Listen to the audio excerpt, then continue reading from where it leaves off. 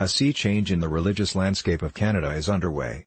Led by Millennials, Canada is increasingly moving towards a secular culture. Spiritual but not religious has become our new normal. A 2015 Angus Reid poll found 39% of Canadians identify as spiritual but not religious.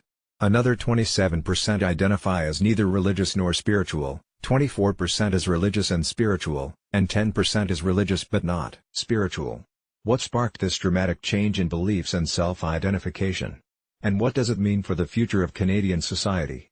The rise of spiritual but not religious, SBNR, is bound up with the civil rights revolutions of the 20th century. The movement away from religion towards spirituality reflects a desire to leave behind hierarchical understandings of religion towards a more socially liberal one. This idea has attracted critics. Conservative commentators have generally denounced SBNRs, seeing them as narcissistic, lazy and without a clear sense of morality. Yet, this characterization is distorted and leaves out many attributes of SBNRs who display a robust sense of ethics, mutual respect and acceptance of difference. In fact, I believe the ethical core of SBNR spirituality holds human rights as sacred. In 2015 I began conducting qualitative research with Canadian millennials, born between 1980 to 2000, who self-identify as spiritual but not religious. I have interviewed more than 40 millennials about their spiritual lives in order to better understand their beliefs, practices and values. Follow your heart. SBNRs look to the self for guidance, above all. When my interviewees make decisions about what to do, they do not appeal to a sacred text, but rather look within for guidance. What their gut tells them, or what their intuition reveals, is what orients them. For this reason, a number of scholars have deemed it self-spirituality. In his book Varieties of Religion Today, Canadian philosopher Charles Taylor writes, "The Western march toward secularity has been interwoven from the start with this drive toward personal religion." According to Taylor, we in the North Atlantic countries are living in a culture of authenticity. SBNRs generally believe individuals have a self that is authentic to them, their true self, and, consequently, believe we ought to allow individuals to express themselves, that it would be wrong to force them to repress or hide their true self. It has become commonplace in Canadian society to be told to follow your heart, be true to yourself or stand out from the crowd, and conversely, both rare and undesirable to be told to stick to your role, abide by tradition or work hard to fit in.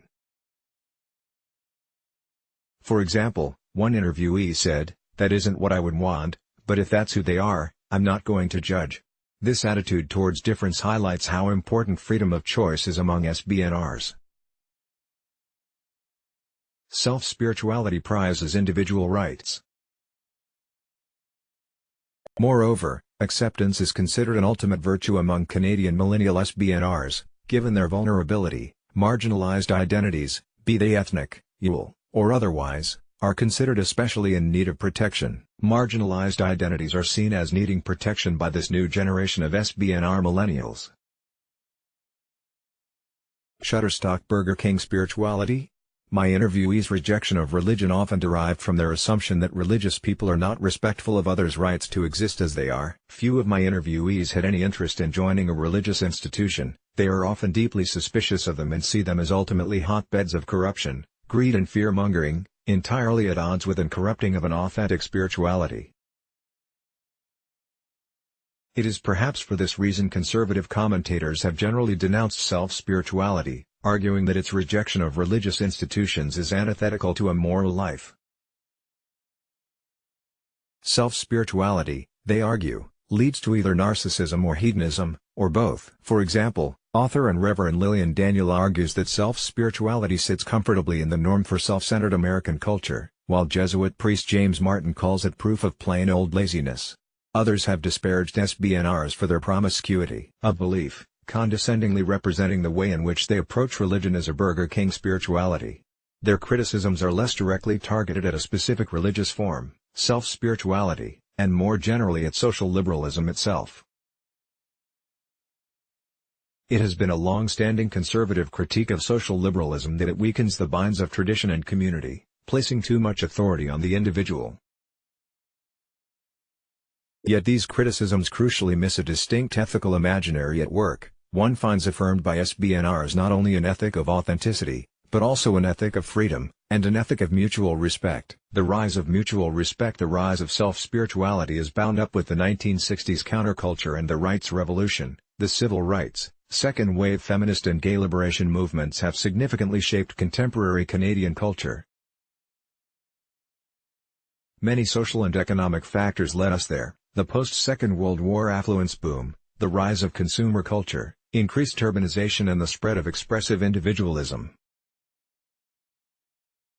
Allowing individuals to be their authentic selves has become a moral imperative. As Charles Taylor has written, indeed, precisely the soft relativism that seems to accompany the ethic of authenticity, let each person do his or her own thing, and we shouldn't criticize each other's values. This is predicated on a firm ethical base, indeed, demanded by it. One shouldn't criticize others' values, because they have a right to live their own life as you do. Self-spirituality sacralizes human rights. Caleb Frith /unsplash human rights as sacred. Self-spirituality sacralizes human rights. Sociologist Emile Durkheim argues religion is a fundamental and permanent aspect of humanity, to be found in every society. Religion represents the collective conscience of the community, and arises out of the fundamentally social nature of human life. What goes by religion in any given society, according to Durkheim, ultimately reflects that which is held to be sacred to a moral community. For Durkheim, liberalism was a religion insofar as it sacralized individual rights. Writing in France in the 19th century, he viewed the Declaration of the Rights of Man as a religious document, as it sacralized the individual. Philosopher Luc Ferry puts it this way: what we find is a humanization of the divine, and a divinization of the human. Self-spirituality is the religion of social liberalism, sacralizing those values and ideals: authenticity, mutual respect, acceptance of difference, individual freedom, which are most sacred to our society. While conservatives denounce what they view as a lackluster and ultimately individualistic stance towards religion, many liberals celebrate the triumph of individual autonomy in the face of outdated traditions. Although there is some credibility to conservative fears that self-spirituality may inhibit the kinds of commitment and community that are necessary to sustain both individual and societal well-being, we ought not fall into their trap of thinking it is entirely without moral merit.